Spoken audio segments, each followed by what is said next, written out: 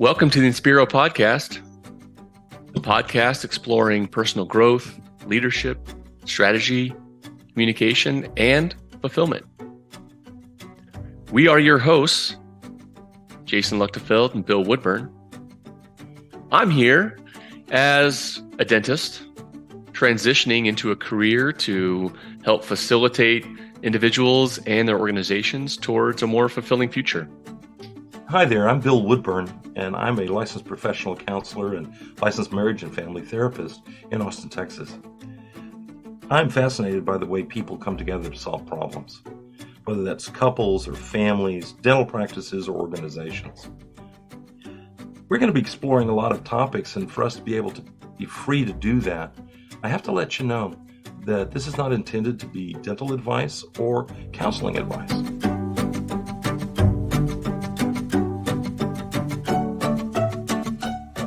I'm going to switch gears a little bit because we teach active listening. I think we touched on a few ideas about listening in a past episode, and I came across a statement about active listening, and I think this fits into our communication failure theme here that I'm going to try to bring us back to now after our boundary statement and core value tangent. So active listening is a great tool. It's, from what I've read, extremely valuable in hostage negotiations and in other highly tense environments. I thought you were going to say hostage negotiations and other dental procedures. Right. Fair point. Maybe that's why we do teach using this technique in dental offices, but the advice was that this is a great tool, but don't try to use it at home. So why not? I don't know. The rationale was partly that it tends to come off as disingenuous, as a tool for manipulating the conversation versus just trying to have a better conversation. You know, one of the things I think when we teach it that at least I don't think I do a good enough job at is helping people realize that it's a skill, and like any skill, it's going to be awkward as hell at first. You're going to be awkward, and then the person who you're speaking to, you've never listened like this or related like this, is like, that sounds weird.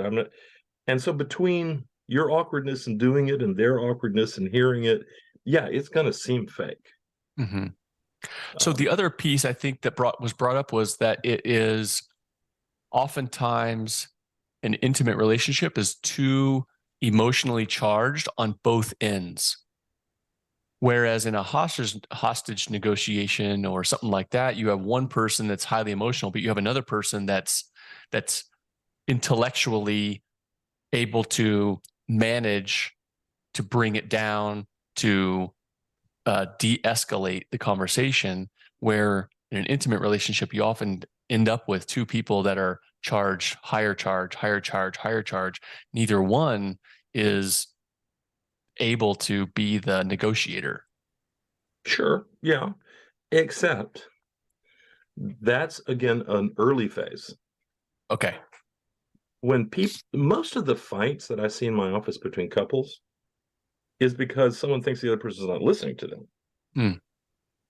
That's what happens, of course, is then they raise the volume like we do. And then the other person still does not seem to be listening. So they use more forceful words, more absolute words, and more extreme words. And if that doesn't seem, then they start, using physical movements, and that can lead to walking out of my office. But 9 times out of 10, that's because they think the other person's not listening to them. When we listen to someone else deeply, not as a manipulation, but really deeply, there's a parallel process that's going on, that we're becoming more deeply committed to that person, and the person that we're listening to becomes more deeply committed to us. And in the first 5 minutes, no, sometimes it doesn't happen. And yes, sometimes you hear things from people that are challenging, because then they can speak to you honestly. So you do have to go into it not with the idea of, this will get me out of a conflict. If I just actively listen, I'll never have to have a conflict. No, it's going to mean that we are both listened to. And when we have a conflict, I'll know exactly what it is because I've been listening and they've been able to tell me. And they will listen to me when I respond. So we might actually get somewhere. Yeah, it could be uncomfortable, but I'd rather have one uncomfortable fight once than a halfway uncomfortable fight 47 times. Yeah. So, okay, that's fair. Are you familiar with John Gottman's work? Yeah. So that's also brought up a lot in this book I keep referencing that I just finished.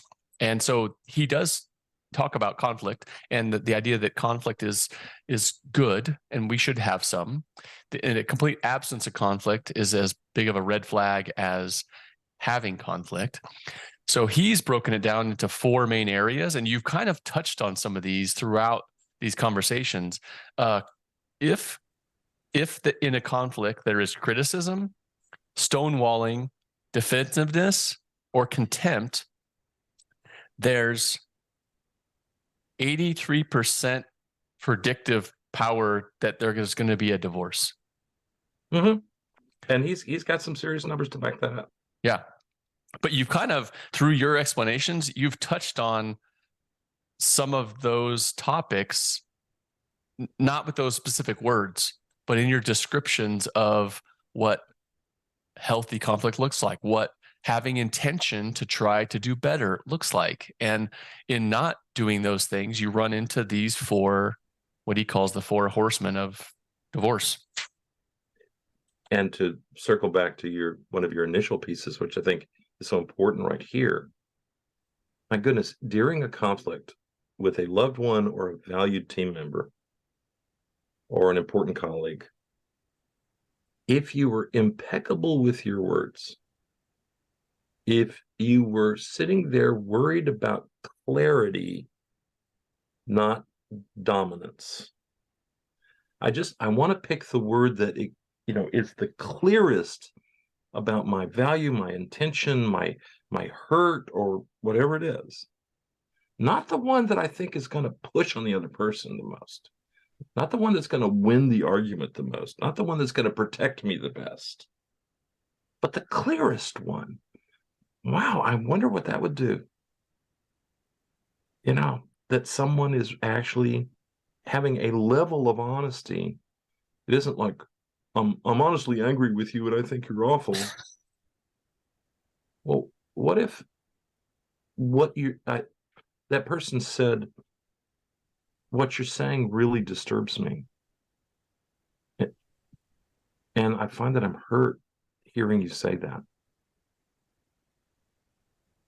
And I notice that I'm rushing toward a conclusion, and that's probably not my best move here. More impeccable with the description of what's going on rather than pushing power through words. When you're trying to dominate a conversation or win a conversation or logically close off all the exits to a conversation, you don't give the other person very many hooks to engage with you. If I told someone that I was disappointed and I felt hurt or I felt uncertain, that's giving a lot more hooks for them, a lot more things for them to be curious about, a lot more things for them to ask about, a lot more ways to relate to me, a lot more options for them to act, lovingly and kindly toward me. The more absolute I am, the more powerful my words, the more I close all that off. There are very few hooks. There are very few avenues. So you're using hooks as a good thing. Thank you. What I should have been saying is avenues. Okay. It sounds better. but that ways to come toward you. And we want to give people lots of ways to come toward us. Mm-hmm.